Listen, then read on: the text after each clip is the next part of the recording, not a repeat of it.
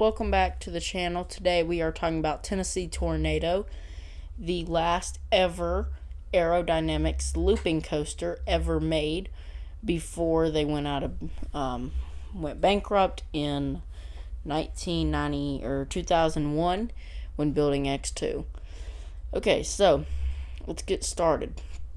This coaster has this is located at Dollywood, Pigeon, Tennessee.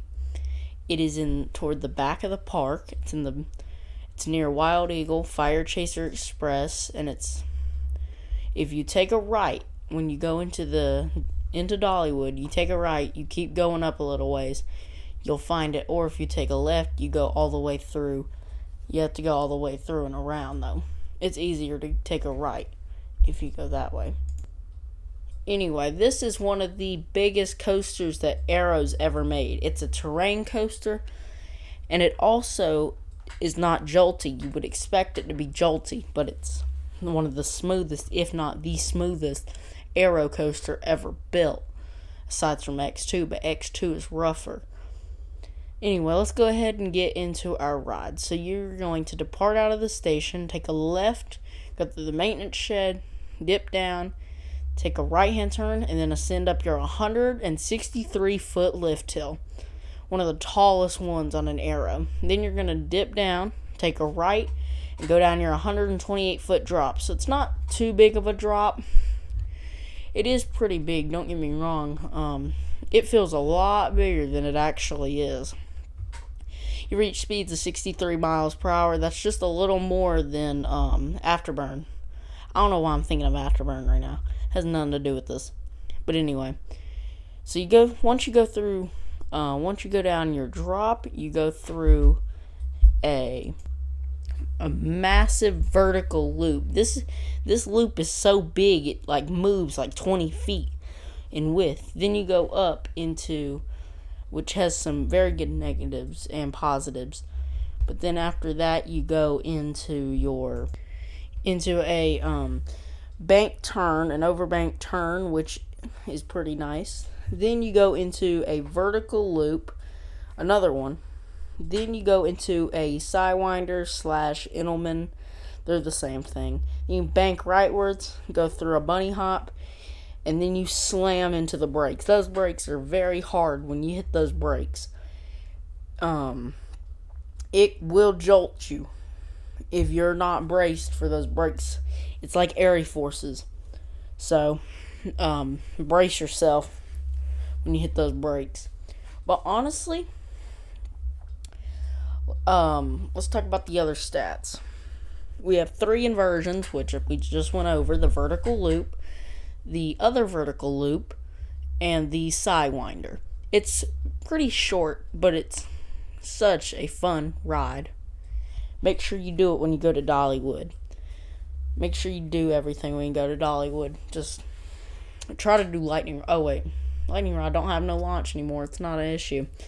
But back when Lightning Rod, if I was going there before Lightning Rod and Thunderhead was rough, I would say this is probably the best coaster in the park. But I haven't experienced Thunderhead rough, and I experienced Lightning Rod a couple times. The first time I ever went to Dollywood was June of 2021. So, and then I haven't went back until August of 2023, which was very fun for Big Bear. And then that was the last time I've been there, so I haven't really been there in a good little bit. But it is. Make sure you come out and visit this park. Make sure you ride Tennessee Tornado, because it is one some people will skip because it looks scarier, but it's not scary at all. Well, coaster enthusiasts, what are you talking about? It's not scary. But the G-forces are pretty good. 3.7. It feels a little bit more than 3.7, but I'm doing what RCDB says. So, it's also, this coaster's pretty old. It's the same age as Afterburn. I brought it up one time. I might as well bring it up again.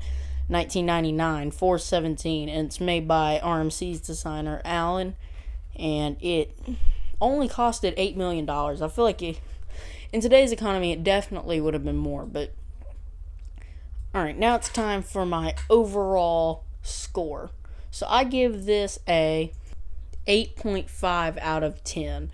It's an 8.5. The only reason I knocked off 1.5 points was because I think that they could have done a little bit better on theming. Don't hate me for it, but at the same time, it's not the theming that bothers me much. What bothers me is that it's just they don't give enough. They don't tell you about it. Like, if you're going to Dollywood and it's the first time there, you've never read anything about it, never seen any videos, nothing. You may not even see this if you don't go all the way through the park. But, I mean, it's kind of impossible not to see it, but still. They don't market Tennessee Tornado much. But I feel like they should do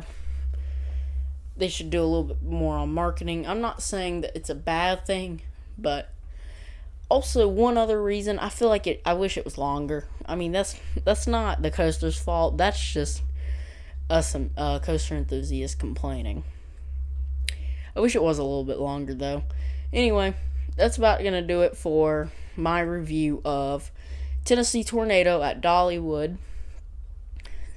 So I hope you guys have a blessed day, and I will see you guys whenever my next video drops. Have a blessed day. Goodbye.